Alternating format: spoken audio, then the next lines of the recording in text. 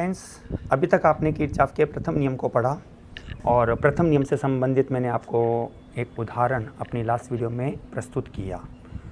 आप लोगों ने उस वीडियो को देखा, आपने कुछ ने कमेंट भी किए, शेयर और सब्सक्राइब किया और इसी तरह से हमारे 1000 सब्सक्राइबर भी पूरे होते हैं।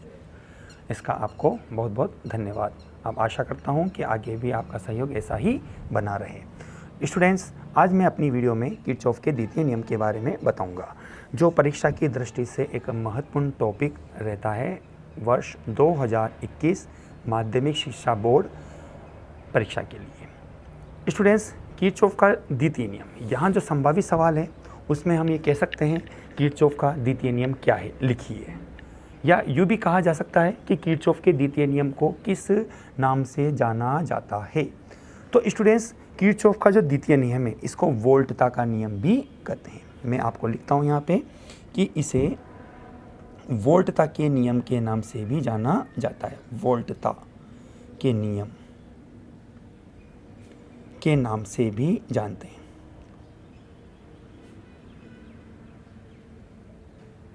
जाना जाता है। अब स्टूडेंट्स, ये नियम क्या कहता है? तो हम कहते हैं कि इस नियम अनुसार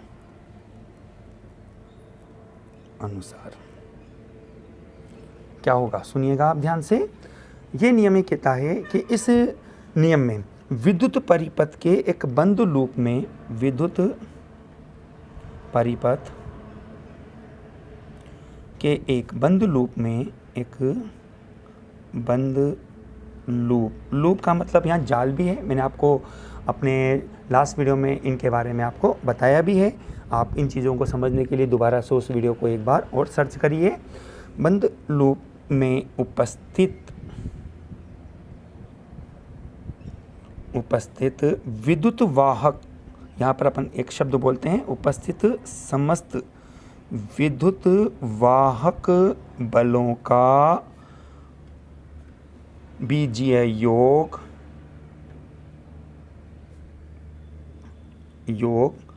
प्रतिरोध एवं उसमें उपस्थित धारा के गुणनफल के बीजीय योग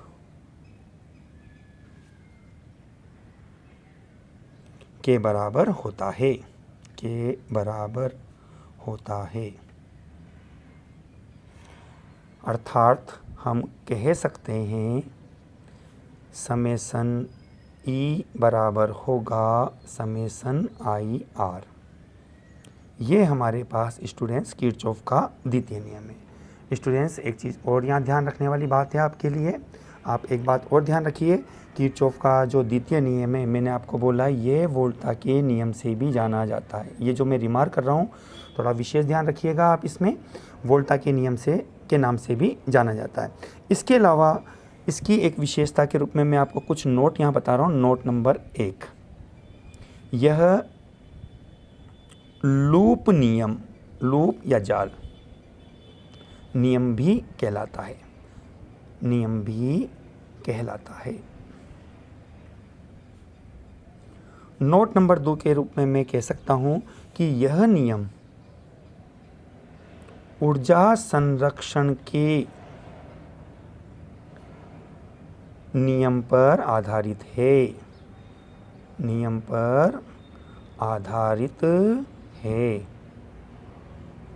ठीक है स्टूडेंट्स, ध्यान रखिएगा। मैंने आपको बताया थी अपनी फर्स्ट वीडियो में कि किरचॉफ का जो प्रथम नियम है वो आवेश संरक्षण के नियम पर आधारित है और नियम नंबर 2 जो आपके पास है वह ऊर्जा संरक्षण के नियम पर आधारित होता है। बहुत अच्छा सवाल है यहाँ पे यह कि आपसे जनरल पूछ सकता है कि ऊर्जा संरक्षण पर आधारित किरचॉफ का कौन सा नियम है, तो आपका आंसर बनेगा किरचॉफ का द्वितीय नियम, जिसे वोल्टता के नियम के नाम से भी जाना जाता है। स्टूडेंट्स, यहाँ ध्यान रखिएगा, मैं आपको तीसरे पॉइंट के रूप में एक महत्वपूर्ण शर्त या ट्रिक आपको मैं बता रहा हूँ, जिसके आधार पर आप इसके न्यूमेरिकली क्वेश्चनों को आसानी से हल कर सकते हैं। ये आप ध्यान रखिएगा स्टूडेंट्स, ये ट्रिक आपको याद होनी चाहिए, तब जाके आप इसके आंकिक प्रश्नों को बहुत आसानी से सरलता से हल कर सकते हैं। स्टूडेंट्स, मैं यहाँ पर कुछ बातों को लिखता हूँ। पहले जो पॉइंट है वो है प्रतिरोध के लिए। जैसे उदाहरण के तौर पर आपको बता रखा है लेसन नंबर 5 की वीडियो में, प्रतिरोध को हम इस सिंबल से दर्शाते हैं। माना मैंने इसमें धारा I प्रवाहित है, यह इस दिशा में है, ठीक है। हमारे द्वारा जब न्यूमेरिकली क्वेश्चन को हम हल करते हैं तो हमारे द्वारा एक लूप का चुनाव करेंगे, जिसको अभी मैं आपको एक एग्जांपल लेके आसानी से समझाऊंगा, और आप उस एग्जांपल को अपनी नोटबुक में लिखना भी सही, काफ़ी अच्छा एग्जांपल्स भी होगा आपका वह। तो हम एक लूप का चुनाव करते हैं। यदि आपकी लूप की दिशा और धारा की दिशा दोनों एक ही दिशा होती है तो प्रतिरोध और धारा दोनों का जो गुणा बनेगा वो धनात्मक लिया जाएगा। मैं यहाँ नोट के रूप में डाल देता हूँ। प्रतिरोध जो है इस पर धारा की दिशा में चलने पर प्रतिरोध और धारा का जो गुणा होगा वह आप धनात्मक लेंगे। ये आपकी है संगत दिशा। मैं इसको नाम बोल देता हूँ संगत दिशा। तो ऐसी स्थिति में मैं यहाँ लिखता हूँ, यदि प्रतिरोध में प्रवाहित धारा व संगत दिशा का अर्थ है जो आप चुनाव कर रहे हैं, संगत दिशा, दोनों समान है, समान दिशा में है, तो यह गुणन धनात्मक होगा। मतलब आप इसका उपयोग करेंगे प्लस IR के रूप में आएगा आपका आंसर ये, ठीक है। यदि इसी को मैं उल्टा कर देता हूँ, मैंने ये तो प्रतिरोध लिया और धारा यही दिशा है, लेकिन संगत दिशा को मैंने यहाँ उल्टा कर दिया, संगत दिशा का अर्थ स्टूडेंट मैं फिर रिपीट कर रहा हूँ, जो आपके द्वारा परिपथ में उपयोग में ली जा रही है, जिसका चुनाव आप खुद कर रहे हैं, वो संगत दिशा कहलाएगी, ठीक है। हमने ये कहा यदि प्रतिरोध में प्रवाहित धारा व संगत दिशा परस्पर विपरीत है तो यह गुणन नेगेटिव होगा, ठीक है स्टूडेंट्स। ये तो हमारे पास था पहला और दूसरा नियम जो कि प्रतिरोध से संबंधित था। अब हम नियम नंबर 3 लेते हैं जो सेल से संबंधित होगा, सेल के विद्युत वाहक बल से संबंधित होगा। देखिए यह है आपके पास सेल, आपको पता है सेल की हम विद्युत परिपथ में इस तरह के सिंबल से दर्शाते हैं, जिसमें बड़ी लाइन जो होती है वो पॉजिटिव इलेक्ट्रोड को और छोटी लाइन जो होती है वो नेगेटिव इलेक्ट्रोड को दर्शाती है। हमने ये माना इसका विद्युत वाहक बल हमारे पास है E के रूप में, ठीक है स्टूडेंट्स। अब यदि आप जानते हैं कि विद्युत परिपथ में जो धारा की दिशा बनती है वह सदैव पॉजिटिव इलेक्ट्रोड से नेगेटिव इलेक्ट्रोड की ओर होती है। हमने ये कहा धारा I प्रवाहित हो रही है इससे। अब यदि हमारी दिशा मतलब कि संगत दिशा, ये लीजिए ये है संगत दिशा।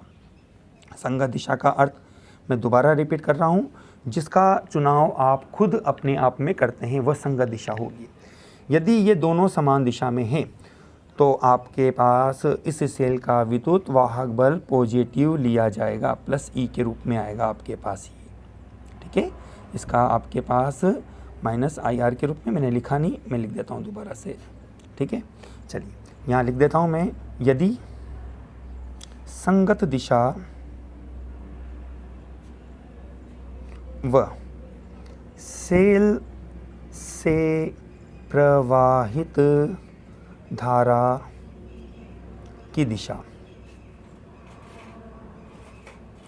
समान है तो सेल का विद्युत वाहक बल पॉजिटिव लिया जाएगा।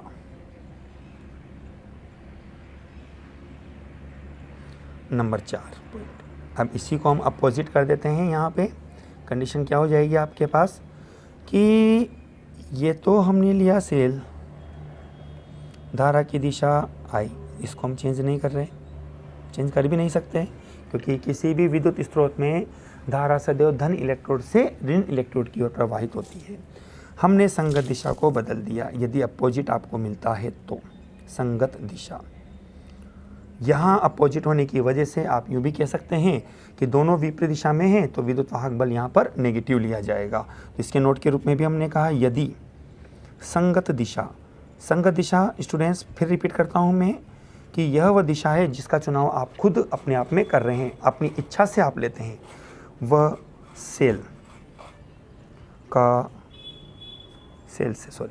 सेल से प्रवाहित धारा की दिशा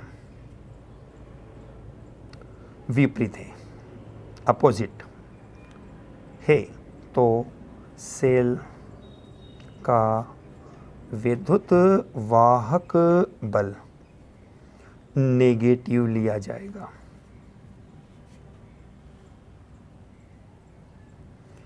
ठीक है स्टूडेंट्स, इसको हम लिखेंगे -E के रूप में।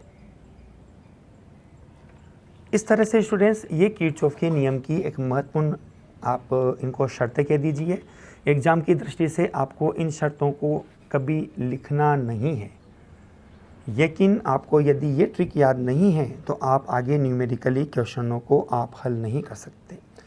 ये आवश्यक है, न्यूमेरिकली क्वेश्चनों को हल करने के लिए आपको ये तथ्य ज़रूर याद होनी चाहिए, आपको अपनी नोटबुक में भी लिखनी चाहिए। नीट IIT एग्ज़ाम की दृष्टि से ये चीज़ आपके लिए एक महत्वपूर्ण होती है।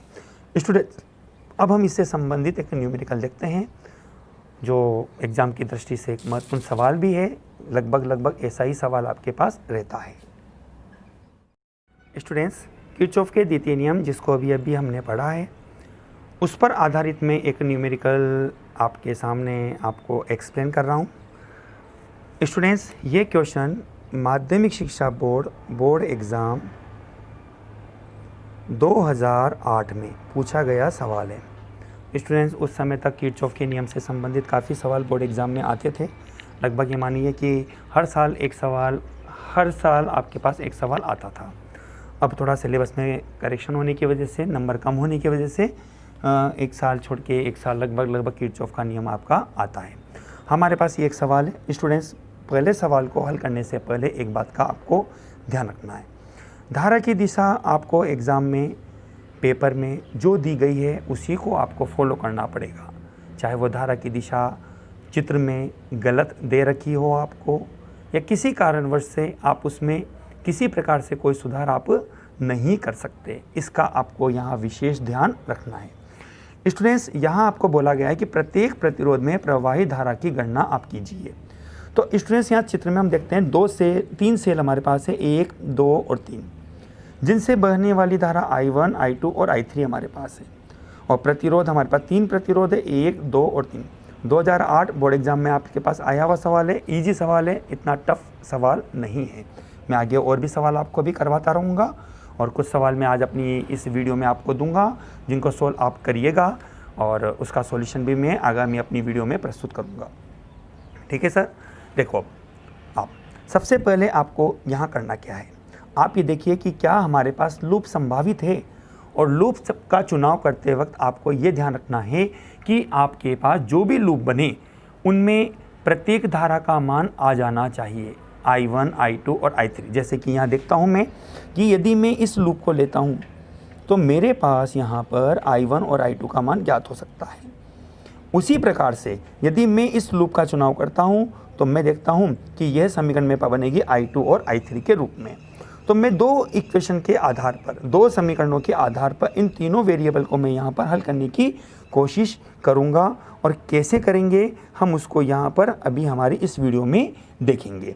सबसे पहले हम लेते हैं लूप 1, लूप फर्स्ट। मैंने नाम लिख दिया इसका, आप अपनी इच्छा से किसी भी दिशा में इस लूप को ले सकते हैं। मैं लूप लेता हूँ A, B, C, D, मतलब मुझे इस प्रकार से यह चलना है, ये इस प्रकार से मुझे इस प्रकार से चलना है, A से B, बी से सी, सी से डी और दोबारा डी से मुझे जाना है ए पर। ठीक है स्टूडेंट्स, इस तरह से हमें ये कंडीशन लेनी है। मैं इसका नाम बनाऊंगा ए, बी, सी, डी और ए। दोबारा से मुझे वहीं आके स्टॉप करना होगा। यदि आप ये नहीं लिखते हैं तो गलती आपकी होगी। इसका मतलब हो गया आपने डी पे आके इसको छोड़ दिया, आप आगे नहीं बढ़े हैं। ठीक है, चलिए हम चलते हैं ए से बी की ओर।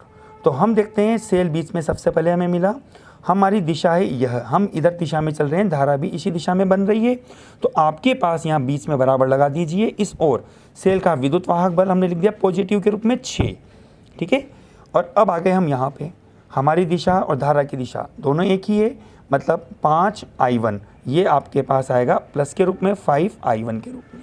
ठीक है, आ जाइए अब आगे बी, बी से सी। इस भाग में कोई प्रतिरोध नहीं है, धारा तो है लेकिन कोई प्रतिरोध नहीं है, आर का मान 0। तो 0 को आप धारा I1 से गुणा करेंगे तो 0 हो जाएगा, इसलिए लिखने की कोई आपको यहाँ पर आवश्यकता नहीं है। आप आ गए सी पर। आप चलिए सी से डी की ओर। तो आप देखते हैं आपके जाने की दिशा है सी से डी की ओर, लेकिन धारा आपकी दिशा के विपरीत है। तो ऐसी स्थिति में प्रतिरोध और धारा का जो गुणा बनेगा माइनस होगा 10I2। ठीक है, अब आ गए आप यहाँ पॉजिटिव पर। अब आप जाते हो पॉजिटिव से नेगेटिव। धारा दे रहा है ये इस दिशा में और आप जा रहे हो इस दिशा में, अर्थात इसका विद्युत वाहक बल आएगा -6 के रूप में। ठीक है, आप आ गए बिंदु डी पर। अब डी से चलो ए पर, कोई प्रतिरोध नहीं है इसलिए ये वैल्यू आपको देगी 0। चलिए इसको हम थोड़ा शॉर्ट करते हैं। हमारे पास बनता है 5I1 माइनस के 10I2 इज इक्वल टू 0। समीकरण नंबर हमने इसको ले लिया नंबर 1 के रूप में। ठीक है, समीकरण नंबर 1 हमारे पास यह बनती है। हम इसको आगे और सोल्व कर लेते हैं। आप देख सकते हैं 5I1 लिखते हैं बराबर 10I2, या आप इसको यूँ भी लिख सकते हैं कि I1 बराबर होगा 2I2। इसको मैं बॉक्स में बंद कर लेता हूँ, हम आगे इसका उपयोग कर सकते हैं। इसको हमने नंबर दे दिया 2 नंबर। ठीक है, चलिए अब हम लेते हैं loop number 2, loop second. Loop second का नाम भी हम बनाने की कोशिश करते हैं DCEFD। आप उल्टा भी ले सकते हैं, कोई समस्या नहीं है। मैंने लिया DCEFD में, मतलब मुझे चलना है D से C, C से E, E से F और F से D के रूप में। ठीक है, चलिए हम इस सवाल में इसी डायरेक्शन में चलेंगे। डी से चलते हैं सी की ओर। पहले से ला रहा है नेगेटिव से पॉजिटिव की ओर। धारा की दिशा और इसका विद्युत वाहक बल दोनों पॉजिटिव रूप में आपके पास बनेगा। हमने लिखा 6। आ गए आप यहाँ पे, आप चल रहे हो इसी दिशा में। धारा 10 ओम के प्रतिरोध में भी इसी दिशा में प्रवाहित हो रही है, इसलिए ये गुणा आपके पास बनेगा I2 × 10 के रूप में। चलिए आप आगे सी पर। सी से जा रहे हो ई पर। यहाँ देखते हैं कोई प्रतिरोध नहीं है, इसलिए ये वैल्यू आपको 0 देगी। ठीक है, अभी आपको मैंने बोला भी है आर की वैल्यू 0। धारा तो बहेगी, धारा तो है, लेकिन आर 0 होने की वजह से आई को आप 0 से गुणा करेंगे तो वो वैल्यू 0 बनेगी। ई से चलिए एफ की ओर। आपकी दिशा, जिसको हम संगत दिशा बोलते हैं, इस तरह से आप बना सकते हो। इसमें भी यह और यह आपकी दिशा और धारा की दिशा दोनों अपोजिट है, तो -6I3। ठीक है, आप आ गए सेल पर। पॉजिटिव से जा रहे हो नेगेटिव, अपोजिट डायरेक्शन हो गई। -10 आपके पास इसका विद्युत वाहक बल बनेगा। आप आ गए F से D। कोई व्यवस्था आपके पास नहीं है, कोई प्रतिरोध नहीं है, इसलिए ये वैल्यू आपको देगी 0 के रूप में। ठीक है, हम इसको और थोड़ा शॉर्ट करते हैं इक्वेशन को। तो हमारे पास बनेगा 10I2 माइनस के 6I3 बराबर -4। ठीक है, इसको शॉर्ट करना चाहते हैं हम, तो हम ये देख सकते हैं 2 का भाग जाता है इसमें। आपके पास बन जाएगा 5I2 माइनस के 3I3 बराबर -2। समीकरण नंबर बनती है नंबर 3। ठीक है, अब हम क्या करेंगे स्टूडेंट, समीकरण 1 और 3 की मदद लेकर हम धारा I1, I2 और I3 का मान ज्ञात करेंगे। स्टूडेंट्स यहाँ आप ध्यान रखिएगा कि किस तरह से आप इक्वेशन को चेंज करेंगे। आपके पास क्या फॉर्मूला और किस तरह से बनता है। हम एक बात यहाँ नोट और करना चाहेंगे कि किरचॉफ के प्रथम नियम के आधार पे आप ध्यान दीजिएगा कि क्योंकि मैंने आपको पहले भी बोला है कई बार कि जितने वेरिएबल उतनी समीकरण होना ज़रूरी होती है। यहाँ पर आपके पास 2 समीकरण बन रही है, वेरिएबल 3 है, 1 2 3, तो कोशिश करें 3 बन जाए समीकरण, और बनती है स्टूडेंट्स, ऐसी बात नहीं है। आप किरचॉफ का नियम देखिए, प्रथम नियम, संधि की ओर आने वाली धाराओं का योग, बीजीय योग, धनात्मक रूप में, और बाहर जाने वाली धारा को हम ऋणात्मक रूप में लेते हैं। तो स्टूडेंट्स हम ये देखते हैं यहाँ पर ये धारा सी पर आती है इस तरह से, उसी प्रकार से ये धारा भी सी पर जा रही है और ये धारा भी सी पर आती है। तो इसका मतलब हुआ साहब आपके पास कि धारा I1 plus I2 plus I3 बराबर, चूँकि कोई धारा बाहर नहीं जा रही तो हमने कहा आने वाली समस्त धाराओं का बीजीय योग बाहर जाने वाली धारा के बीजीय योग के बराबर होता है। लेकिन हम देखते हैं इस बिंदु सी पर कोई धारा बाहर नहीं जा रही है, इसलिए यहाँ बनेगा 0। इसको भी हम एक समीकरण का नाम देते हैं नंबर 4 के रूप में। ठीक है स्टूडेंट्स, हम समीकरण 1, समीकरण 3 और समीकरण 4, इन तीनों समीकरणों का यहाँ उपयोग करेंगे और धारा I1, I2 और I3 का मान हम ज्ञात करेंगे। ठीक है, सबसे पहले हम एक काम करते हैं कि जो धारा I1 का मान हमने यहाँ समीकरण 2 में निकाला है, इसको आप रख दीजिए किसी एक समीकरण 4 और 3 में, ताकि आपके पास ये समीकरण I2 के रूप में बन जाएगी। स्टूडेंट्स, हमने समीकरण 2 को समीकरण 4 में रखा, I1 का मान, तो हमारे पास बनता है 2I2 plus I2 plus I3 is equal to 0, 3I2 plus I3 is equal to 0। इसको हमने समीकरण नंबर 5 दे दिया।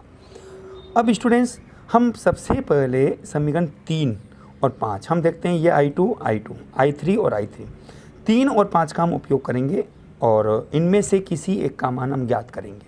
हम देखते हैं I3 का मान ज्ञात करना सुविधाजनक है, क्योंकि हम समीकरण 5 को यदि 3 से गुणा करते हैं और समीकरण 3 में जोड़ देते हैं तो हम I3 का मान यहाँ पर ज्ञात कर सकते हैं। देखिए, समीकरण 5 को हमने क्या किया, 3 से गुणा किया और प्लस कर दिया समीकरण 4 से,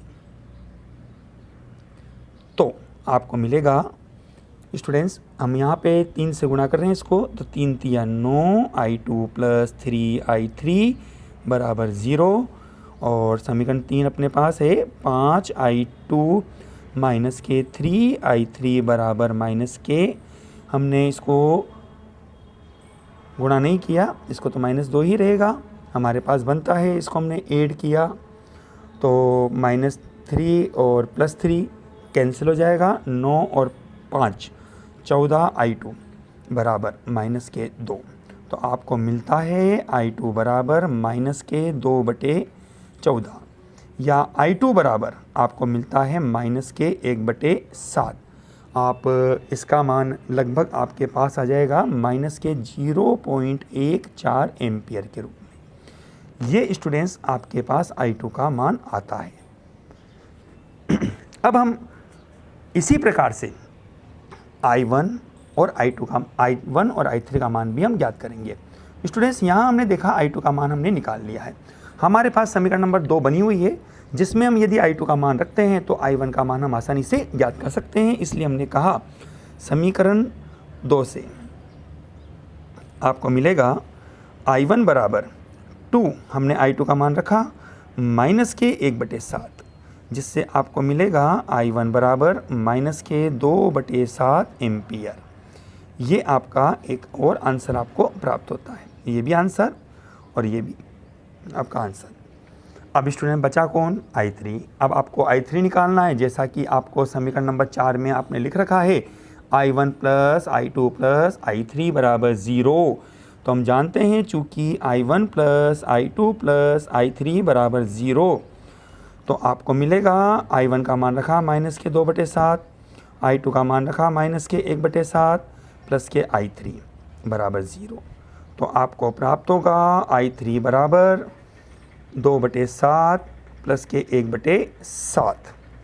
आप इसका LCM लेते हैं तो I3 बराबर आएगा 7, 2 + 1 मतलब कि 3/7, अर्थात I3 का मान आपको मिलेगा 3/7 एम्पियर। इस तरह से आपके पास यह कुल धारा का मान आपको प्राप्त होता है I1, I2 और I3 के रूप में। स्टूडेंट्स, अभी हमने किरचॉफ के नियम से संबंधित पहला एक उदाहरण हमने देखा। अब इसी प्रकार से मैं आपको अपनी वीडियो में बोर्ड एग्ज़ाम में पूछे गए पुराने सवालों के बारे में बताता हूँ। आप वीडियो को पूरा ज़रूर देखा करें, क्योंकि हर लाइन में एक नई बात आपको बताने को मिलती है। ठीक है, आप इसको अपने साथ साथ अपनी किसी आंकिक पुस्तिका में भी नोट करते चले जाइए, या अपने नोट्स का रजिस्टर जो आप प्रिपेयर कर रहे हो, क्योंकि हमारी वीडियो एक नोट्स पर्पस को लेकर बनाई गई होती है। आपको हर वीडियो में एक नोट्स की भांति आप अपनी वीडियो से नोट्स बना सकते हो, लिख सकते हो। चलिए, ये हमारे पास जो बोर्ड एग्ज़ाम में आया हुआ सवाल है, ये एग्ज़ाम में 2007 में आपके पास CBSE बोर्ड में आया हुआ है, central board of secondary education, और 2011 में अपने RBSE बोर्ड में आया हुआ है, राजस्थान बोर्ड एग्ज़ाम में ये सवाल। स्टूडेंट्स, इस सवाल में मैंने आपको कुछ वर्क पहले से ही यहाँ पर कर दिया है। आपके पास ये एक जाल के रूप में दे रखा था, पहले आप इसमें धारा की दिशा को समझिएगा। देखिए स्टूडेंट्स, मैं इस परिपथ को थोड़ा ध्यान देता हूँ तो मुझे काफ़ी टिपिकल परिपथ लगता है ये। इस परिपथ में मैं देखता हूँ मेरे पास 2 सेल है, 1 और 2।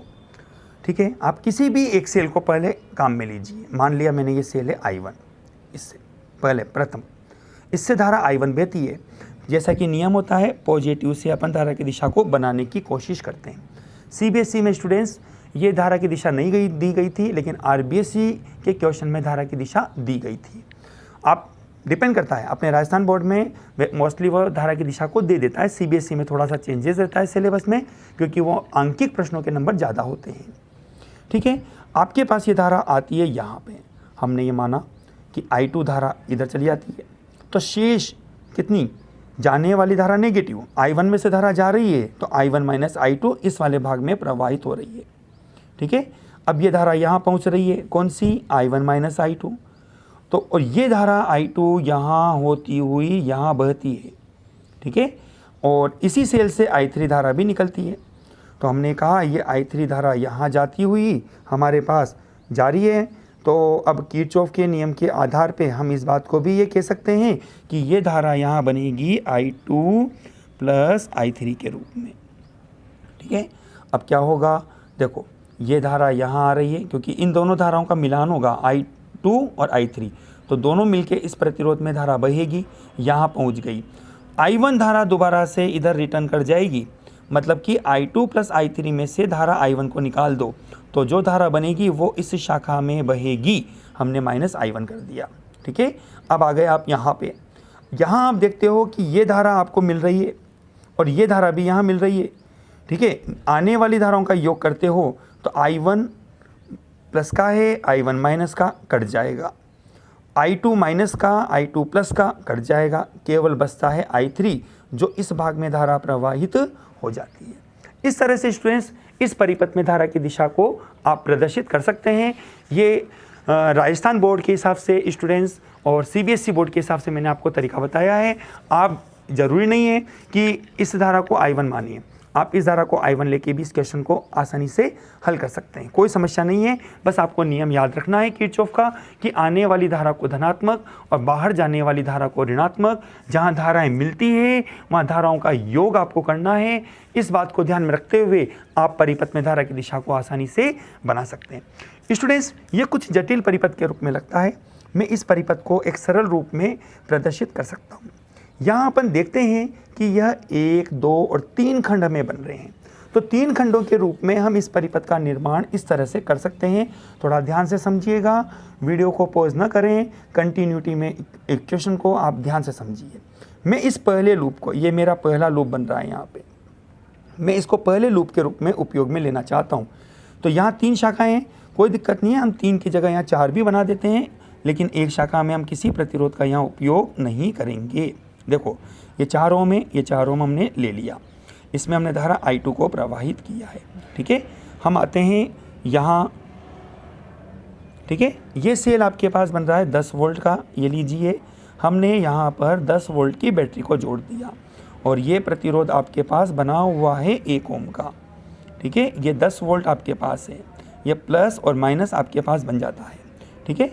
अब आपके पास बनता है यह 2 ओम का प्रतिरोध। मैंने इसको 2 ओम के प्रतिरोध को ये यहाँ पे बना दिया। ये 2 ओम का प्रतिरोध आपके पास हो जाता है, जिसमें आपके पास धारा बनती है I2 प्लस I3 के रूप में, ठीक है। आपके पास पहला खंड बन के तैयार है। इसमें हमने धारा की दिशा को बना दिया है सभी में। ये I2 धारा इसमें है, I2 प्लस I3 इसमें है, और 10 वोल्ट था इसमें। आपने इससे धारा I1 दी है और 1 ओम का प्रतिरोध है जिसमें धारा I1 प्रवाहित होती है। चलिए इसके बाद नेक्स्ट भाग हमारे पास है नीचे इसका। हमने ये ले लिया प्रतिरोध इसका एक, हमने ये बना दिया 4 ओम का प्रतिरोध। कोई दिक्कत नहीं, यदि आप यहाँ भी बना दें तो इसको, ये 4 ओम का प्रतिरोध हो गया।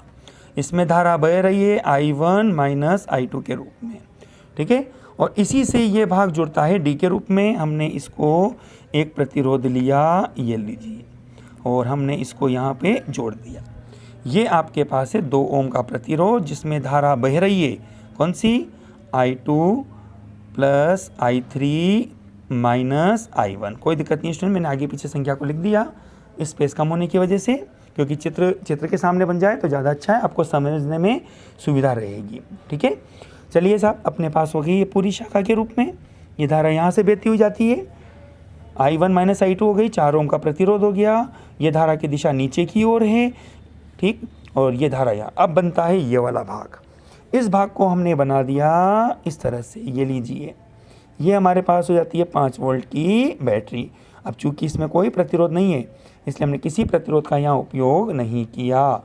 ये I3 धारा देता है और I3 धारा इसको रिटर्न होती है, यह I3 धारा माइनस और ये प्लस, ठीक है। इस तरह से आपकी ये परिपथ व्यवस्था बनके तैयार होती है। हम इन पर पॉइंट दे देते हैं, B हमने दे दिया B, इसको हमने दे दिया D पॉइंट, इसको हमने दे दिया E पॉइंट, ठीक है। यहाँ हमने पॉइंट नहीं दिया, हम इसको बना देते हैं पॉइंट के रूप में, A पॉइंट बना देते हैं। यहाँ पर भी हम A और इसको बोल देते हैं C, ये C हो गया। तो हमारे पास बन जाएगा ये A B C के रूप में, और ये बनता है A D C के रूप में, ठीक है। इस तरह से ये एक परिपथ, चेंजिंग परिपथ, ये भी आपको आना चाहिए स्टूडेंट्स, इसलिए मैंने अपनी वीडियो में एक अच्छे से अच्छे सवालों को आपको लेने की कोशिश की है। चलिए अब हम इस सवालों को हल करेंगे। अब देखिए, सबसे पहले आपका काम है लूप का चुनाव करना। मान लेता हूँ मेरे पास पहला लूप ये है, दूसरा लूप मैं इसको बना लेता हूँ, और तीसरा लूप मैं इसको मान लूँगा, ओके। चलिए अब इस लूप को बनाने के लिए सबसे पहले हमारे पास होगा लूप 1 का नाम बनाना। आप कैसे भी ले लीजिए, A B C A या A C B A, कोई दिक्कत नहीं है। मैंने नाम ले लिया सीधे अक्षरों में A B C A में। मुझे चलना है A से B, B से C, C से A। चलते हैं साहब, क्या बता है ये अपने को, देखिए A से B चलते हैं अपन। A से B जा रहे हैं तो हमारी दिशा है ये, और धारा की दिशा भी यही है स्टूडेंट, लेकिन धारा है I2, प्रतिरोध है 4, तो हमारे पास बनता है 4I2। B पर आ गए हम, B से चलते हैं C की ओर, तो हमें मिलता है प्लस के 2I2 प्लस I3, ठीक है। अब आ गए हम C पर, C से चलो A की ओर, तो आपके पास बनता है प्लस के 1 प्रतिरोध स्टूडेंट, ये 1I1 के रूप में। आप आते हो नेगेटिव से पॉजिटिव, तो आपके पास बनता है 10 वोल्ट के रूप में। अब स्टूडेंट इसको अपन चेंज करते हैं इक्वेशन को, क्या इक्वेशन का रूप लेगा ये, हमारे पास इक्वेशन किस तरह से बनेगी देखिए। 1I1 ये 1 है स्टूडेंट्स, गलती से 4 लिख दिया था मैंने, I1, 4I2 और 2I2, हमारे पास बनता है 6I2, और यहाँ बनता है प्लस के 2I3 बराबर कितना 10। इसको हमने ले लिया समीकरण नंबर 1 के रूप में, ठीक है। अब लेते हैं हम लूप 2 का चुनाव लेते हैं, लूप नंबर 2। लूप नंबर 2 का नाम हम बनाते हैं A D C A में। A से D, D से C, C से A हमें चलना है। चलिए A से D आपके पास बनता है I1 माइनस I2 4 ओम के रूप में, तो 4 डायरेक्शन एक ही है इसलिए I1 माइनस I2 हमने लिख दिया। डी से चलते हैं सी। अब यहाँ देखो आप अपोजिट दिशा हो गई, आप इधर जा रहे हो, धारा इधर बह रही है, तो माइनस आएगा 2i2 plus i3 minus i1। ठीक है, अब आप जाते हैं सी से ए की ओर, तो आपके पास बनता है i1 और आपकी दिशा ए की है तो प्लस i1, 1 ओम से हमने गुणा किया तो i1 बनेगा। और नेगेटिव से आप जाते हैं पॉजिटिव की ओर, इसलिए इसका विद्युत वाहक बल बनेगा प्लस के रूप में। इस तरह से स्टूडेंट्स ये हमारे पास यहाँ पर लूप नंबर 2 के लिए कैलकुलेशन होती है। अब हम इसको थोड़ा शॉर्ट करेंगे और इक्वेशन को, तो हम देखते हैं 4i1 हम मल्टीप्लाई कर लेते हैं, माइनस के 4i2 माइनस के 2i2 माइनस के 2i3 माइनस माइनस प्लस के रूप में बनेगा 2i1 और प्लस के i1 बराबर 10। हम इसको सॉल्व करेंगे, हमारे पास बनेगा 4i1 और हमारे पास होता है i1 के 2, 6 हो गए और एक 7i1। i2 को देखते हैं तो 4 और 2 6i2 हमारे पास बनता है। और i3 देखते हैं माइनस के 2i3 बराबर कितना 10। ये आती है आपके पास समीकरण नंबर 2 के रूप में। ठीक है स्टूडेंट्स, अब हम लेते हैं लूप नंबर 3। लूप नंबर 3 आपको क्या कहता है? Loop third.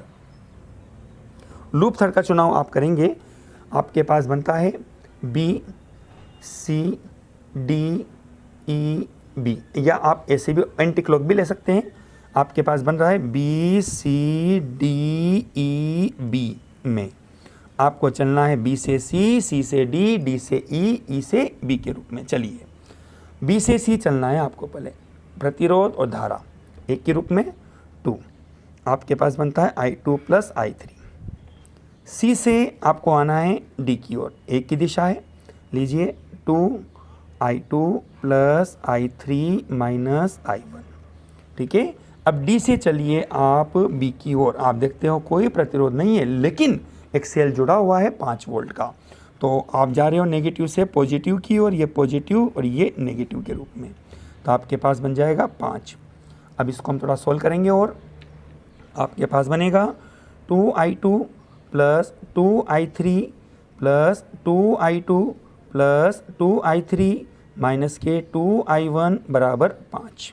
ठीक है, अब हम इस इक्वेशन को और थोड़ा सिस्टमेटिक ढंग से जमाते हैं। पहले i1 की संख्या माइनस के 2i1, फिर i2 देखिए आप 2 और 2 4 प्लस के 4i2, और i3 आपको दिखता है यहाँ पे 2 और 2 4 के रूप में, तो प्लस के 4i3 बराबर 5। इसको हम ले देते हैं नंबर 3। ये आपके पास बनती है इक्वेशन नंबर 3। ठीक है, अब हम क्या करेंगे, समीकरण 1, 2 और 3 का उपयोग करेंगे और i1, i2 और i3 का मान ज्ञात करेंगे। तो सर्वप्रथम हम क्या करते हैं स्टूडेंट्स, देखते हैं हम 1 और 2 को, हम देखते हैं यदि हम इन दोनों को बहुत आसानी से जोड़ देते हैं तो 6i2 प्लस का या माइनस का या प्लस के 2i3 या माइनस के 2i3, तो हमें सीधा ही i1 का मान प्राप्त हो जाएगा। तो सर्वप्रथम हम क्या करेंगे, i1 का मान निकालने के लिए हमने समीकरण 1 प्लस 2 से 1 और 2 को हमने जोड़ा, i1 plus 6i2 plus 2i3 बराबर 10। ओके, नंबर 2 समीकरण है हमारे पास 7i1 माइनस के 6i2 माइनस के 2i3 बराबर 10। हम जोड़ रहे हैं, जोड़ने पर हम देखते हैं कि हमारे पास ये आपस में कट जाएगा, ये कट जाएगा। ठीक है, आपके पास बनता है 8i1 बराबर होगा 20। तो i1 का मान आपको प्राप्त होगा, आपके पास बनता है 20/8, अर्थात आप लिख सकते हैं i1 बराबर होगा 5/2, 4 से करते हैं ये, या 2.5 एम्पियर के रूप में। ये आपके पास आता है i1 का मान। ठीक है स्टूडेंट्स, इस तरह से आपने धारा i1 का मान यहाँ पर ज्ञात किया। अब हम ज्ञात करेंगे i1 के अलावा i2 और i3 का मान। तो हम क्या करें, पहले आप i1 का जो मान है वो 1 और आप 3 में रख दीजिए, थोड़ा इजी पड़ जाएगा आपको। तो हमने कहा i1 का मान समीकरण 1 और 3 में रखने पर, तो हमने कहा इसको i1 का मान समीकरण 1 व 3 में रखने पर आपको प्राप्त होगा, क्या बनेगा, आपके पास बनता है 6i2 + k2i3 बराबर 30/4। मैंने डायरेक्ट सॉल्व कर दिया स्टूडेंट्स। ये वह एक इक्वेशन आपके पास बनेगी, यह 4i2 + 4i3 बराबर 10। ठीक है, अब हम क्या करते हैं, इसको तो दे देते हैं समीकरण नंबर 4, इसको दे देते हैं समीकरण नंबर 5 के रूप में। ओके, अब हम आगे चलते हैं। 4 और 5 का उपयोग करके हम इक्वेशन को सोल्व करेंगे i2 और i3 का मान निकालने के लिए। तो हमने कहा समीकरण 4 को तो हम 2 से गुणा करके 5 में से घटा देते हैं, क्योंकि i3 आसानी से कट जाएगा हमारे पास। तो हमने यहाँ कहा समीकरण 4 × 2 और हमने माइनस किया समीकरण 5 से। ठीक है, हमने 4 को 2 से गुणा किया। लीजिए 2 से गुणा करते हैं तो 12i2 + के 4i3 बराबर 2 से गुणा करोगे तो आपके पास बनता है 2 से 4 कट जाएंगे 2 बार और ये बनेगा आपके पास 15 के रूप में। ठीक है, और आपके पास है 4i2 + के 4i3 बराबर 10। अब चूंकि आप घटा रहे हो इसलिए चिन्ह आपके पास चेंज होगा। आपके पास चिन्ह के रूप में बनेगा यहाँ माइनस माइनस और माइनस, ये कैंसिल होता है। 12 में से 4 गए तो 8i2 बराबर कितना, 5। तो आपको मिलेगा i2 बराबर 5/8 एम्पियर। ये आपके पास i2 का मान आ गया। ठीक है स्टूडेंट्स, इस तरह से हमने i1 और i2 का मान आसानी से ज्ञात कर लिया। अब आपको i3 का मान निकालना है, जो कि बहुत आसान हो जाता है। अब आप क्या करिए, किसी भी एक समीकरण में, कोई सी भी समीकरण चाहे वो 1 हो, 2 हो या 3 हो, तो उसमें i1 i2 का मान आपको i1 का मान और i2 का मान रखकर आप i3 का मान निकालेंगे। आप समीकरण 5 में भी आसानी से रख सकते हो, 4 में भी आप रख सकते हो, बहुत आसान है स्टूडेंट अब i3 का मान आपको निकालने के लिए। तो मैंने क्या किया, समीकरण 5 में समीकरण 5 से ईजी पड़ जाएगा। समीकरण 5 में i2 का मान रखने पर आपको मिलेगा कितना होगा, 5/8 + 4i3 बराबर कितना, 10। 5 से 8 करते हैं 2 बार, कितना बनेगा आपके पास, 5/2। आपको मिलेगा 4i3 बराबर 10 - 5/2। आप एलसीएम लेते हो, 2 आएगा, 20 - 5 मतलब कि 15/2। ठीक है, तो i3 बराबर आपको प्राप्त होगा 15/8 एम्पियर के रूप में। ये स्टूडेंट्स आपके पास i3 का मान आपको प्राप्त होता है। इस तरह से स्टूडेंट्स आप अपनी किरचॉफ के नियम में जो ट्रिक मैंने आपको बताई है, उस ट्रिक का उपयोग करके आप किसी भी प्रकार का कोई भी जटिल परिपथ हो उसको आप आसानी से हल कर सकते हैं। हमारी वीडियो को आगे से आगे आप शेयर करते रहिए। कमेंट प्रत्येक विद्यार्थी अवश्य करें। कमेंट करने से हमें और नई वीडियो बनाने को प्रेरणा मिलती है और हम कोशिश करते हैं कि स्टूडेंट्स को अच्छे से अच्छे वीडियो बनाकर प्रस्तुत किया जाए। स्टूडेंट्स, इस तरह से आप अपने किरचॉफ के नियम की ट्रिक नियम का उपयोग करके आप इन क्वेश्चनों को आसानी से हल कर सकते हैं। स्टूडेंट्स, अपनी इन वीडियो को अधिक से अधिक शेयर करके, लाइक करके सब्सक्राइब करवाइए और वीडियो को पूरा अवश्य देखा करें आप। ठीक है, थैंक यू।